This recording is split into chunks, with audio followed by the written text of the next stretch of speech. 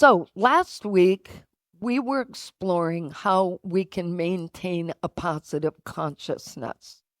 But as we all know, that can be very challenging if we're carrying deep emotional pain. So, my hope today is that maybe we can all get a better understanding of how to recognize what pain we're carrying, learn how we can release it, and instead of holding on to it, and reclaim the freedom we deserve from these painful experiences. So, spiritual freedom does not come from us controlling people or controlling life. It doesn't come from controlling circumstances or the appearances of things that upset us. We only can develop that kind of freedom over time through our journey of healing and becoming more aware and then being able to release these things. As we move through life, you see, we've developed ways to cope with change, painful relationships, disappointments, loss, and suffering. And each of us goes about that in a different way. Now, some of those behaviors we develop actually help us, and they keep us from being sucked into the vortex of that pain. But some of our behavioral patterns keep that emotional pain buried deep. You know, there's a lot of loss that goes on and disappointment that goes on. But we have to decide how we grieve and deal with things so that we don't store them and then keep grieving and keep dealing with them and never release them. When emotional pain remains unhealed, we tend to protect ourselves in ways that will always prevent our freedom. For example, sometimes we hide from our own pain by blaming others for how we feel. Whatever happens on the surface, we try to deal with, but really we never go deep enough to understand where did it really come from.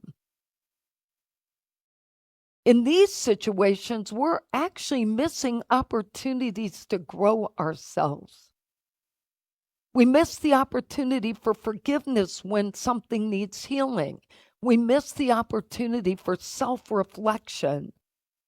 And biggest one is that we miss the opportunity for our own inner growth. Some of us, myself included, silence ourselves and avoid advocating for our own needs. And when we silence ourselves, we become the victims of our experiences rather than the victors, working through God's Spirit in us. You know, I was thinking about this on the way back from the airport this morning that, you know, I have my interfaith ordination, my unity ordination. I have my doctorate in ministry, my master's in human relations and organizational behavior. I've been working with people behaviors in my corporate job 31 years. And yet, with all of that, there are triggers that just catch me off guard and take the wind out of my sail, and I don't know where they come from. But I have painfully learned to sit with them and to try and get to what it really is.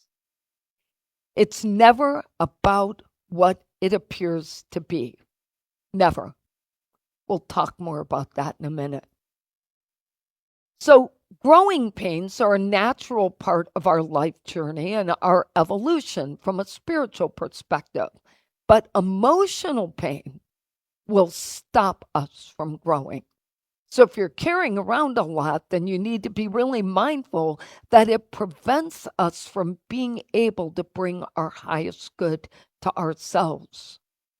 Because there's always this weight holding us down, pulling us back, keeping us grounded in a way we don't want to be grounded.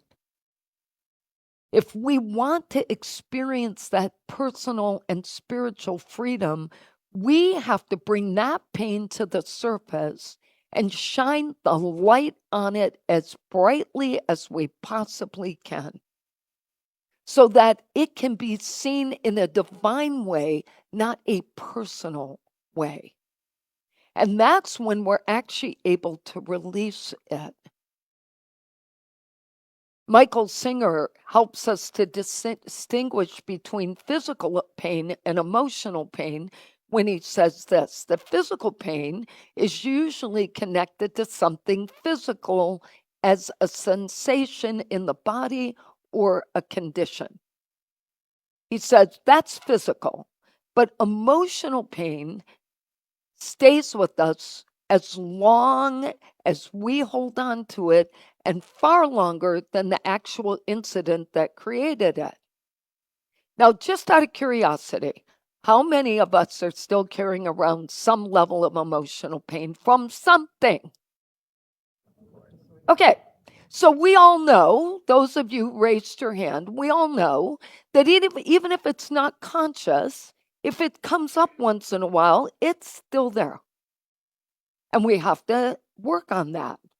And it's triggered by disappointment and rejection and fear, but ultimately unhealed wounds. And when we avoid getting to the bottom of it, it just stays beneath the surface, and the surface gets thicker and thicker and thicker. You know that old saying, you just don't have thick enough skin to deal with life.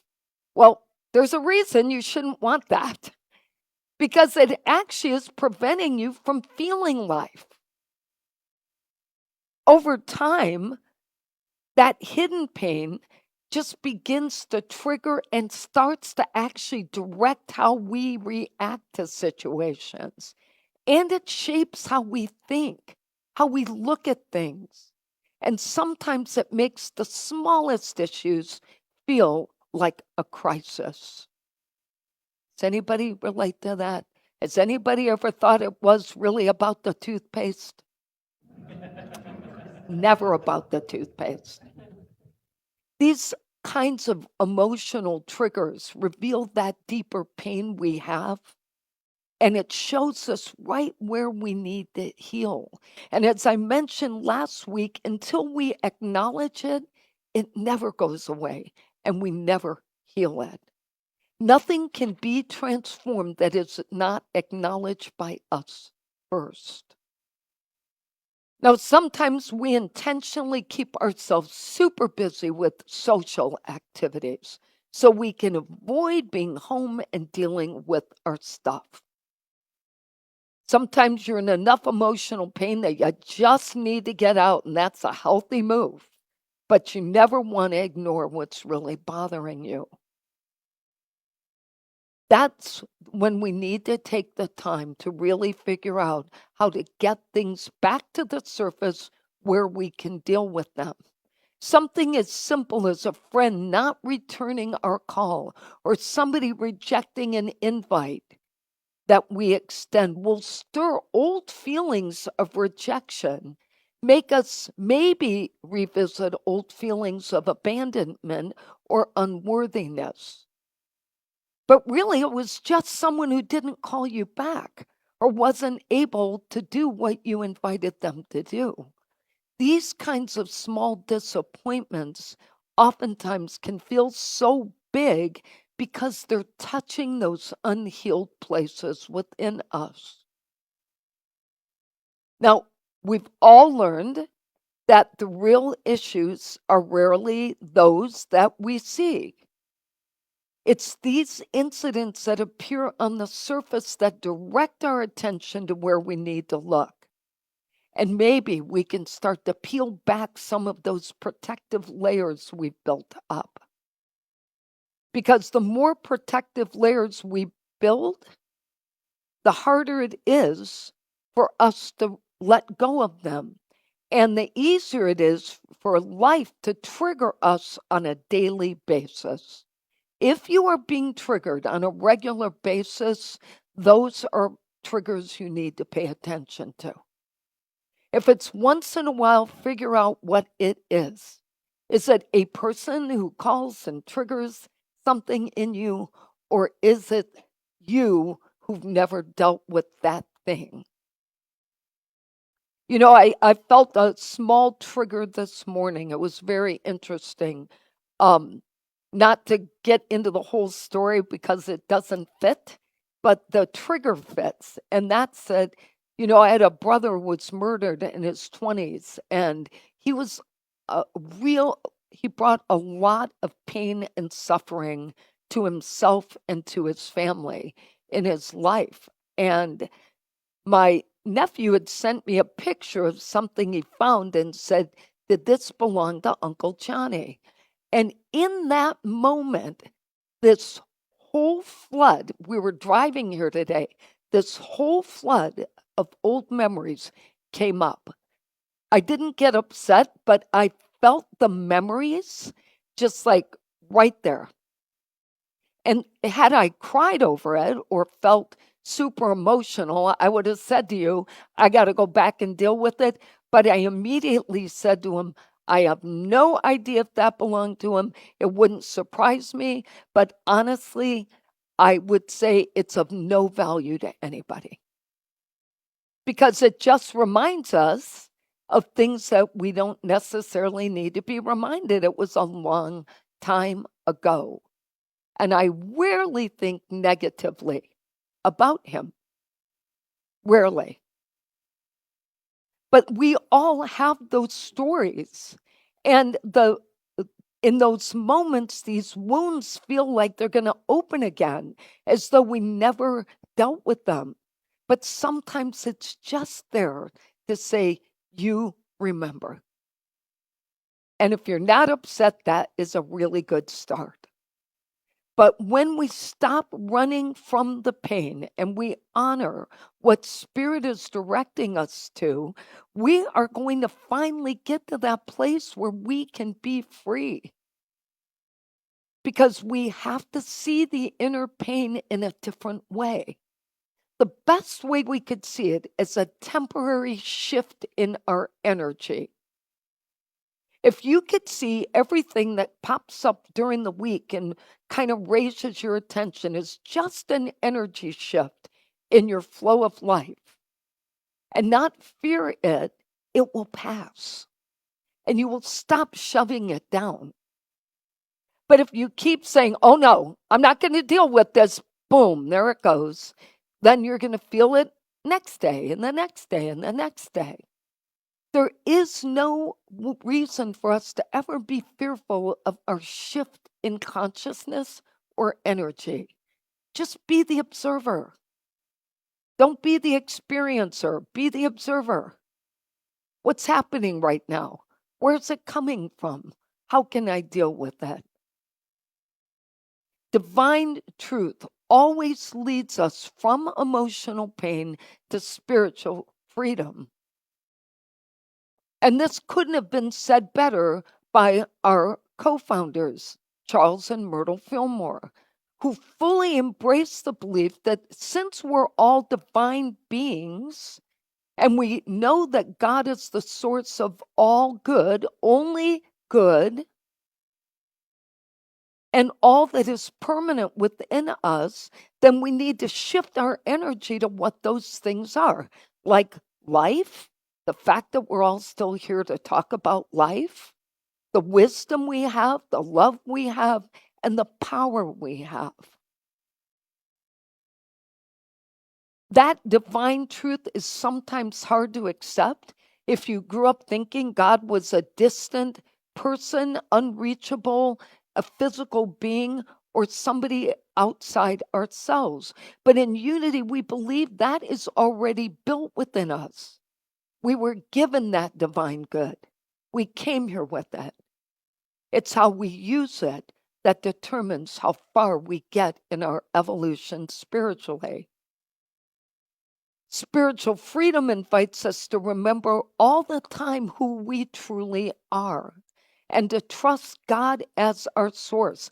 Whatever God is to you, God is always called by many names.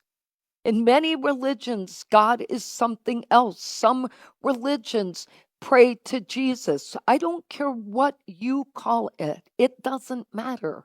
What matters is that you remember you're a divine being. And there is no reason to fear anything as long as you hold on to the good within you. The Fillmores also taught a powerful lesson about how our consciousness affects us when we're dealing with pain. And I love this. I have used it since I got into Unity in 1998, but I love this phrase. God is the indescribable reservoir of stored up energy that manifests no power whatsoever until set into motion through the consciousness of man. Now, what that says to us in simple words is that we are always connected to Source, but nothing is going to happen until we put our attention on using that Source for our good instead of for our disappointment or for our unhappiness or for controlling people. We're empowered people, all of us, but we can't keep putting ourselves in a place where we're limiting that empowerment.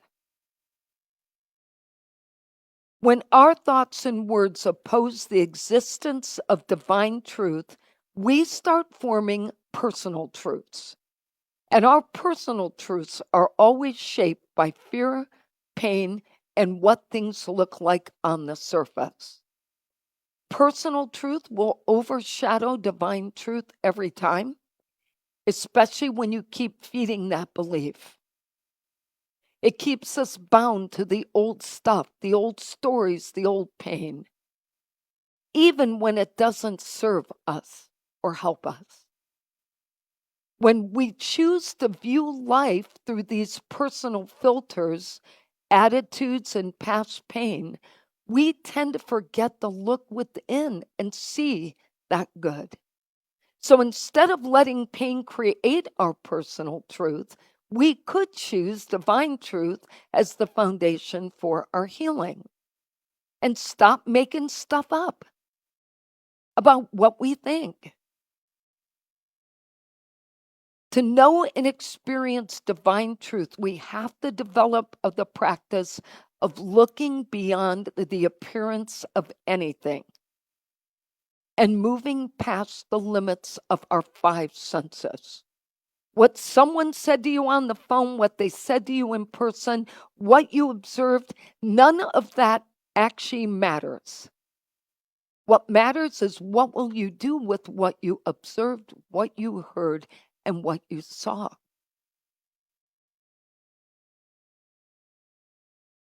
Once we do that, then our goal becomes to seek spirit from which healing, freedom, and wholeness flow. Reverend Teresa Burton wrote that spiritual truth applies to every situation, from the smallest to the most consequential. She said, like every divine attribute, such as peace, love, joy, and prosperity, spiritual freedom is already ours as part of our identity. But it's up to us to claim that freedom and remember that we choose the thoughts, we choose the pain, we choose the suffering that we decide to hold on to. Each of us has the power to free ourselves from emotional pain. Let's review today's lessons. Spiritual freedom from emotional pain can transform our life when we acknowledge the pain we experience and identify if it's physical or it's emotional. Number two, if we're willing to speak up and advocate for ourselves and become a victor versus a victim of our experiences. Number 3, to pay specific attention to triggers. Triggers reveal what needs to heal. And number 4, to trust God as our divine source and remember our divine truth. And the affirmation is simple: I am spiritually free from emotional pain. Let's say that together. I am spiritually free from emotional pain.